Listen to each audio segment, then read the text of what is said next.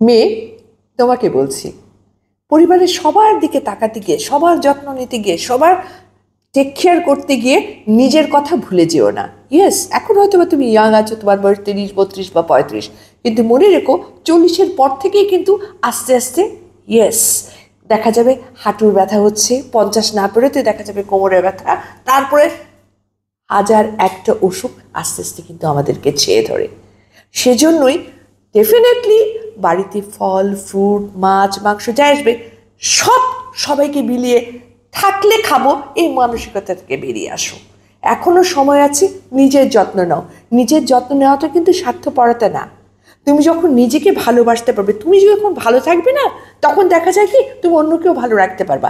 এখন এই সব কিছু সন্তানকে দিবে, স্বামীকে দিবে, বয়োজ্যেষ্ঠ সবাইকে দিবে, কিন্তু এতটুকু হলো হ্যাঁ নিজের জন্য আলাদা রেখে। নিজেকে দেখতে হবে তোমাকেই, কারণ মনে রাখতে হবে 50 বা 60-এর ঘরে যাওয়ার পর যদি দেখা যায় যে অধিকাংশ সময় কাটছে হাসপাতালে আর ডাক্তারের কাছে বসে থেকে, তাহলে না অনেক কিছু চাইলেও আর তখন ঠিক করা যায় না।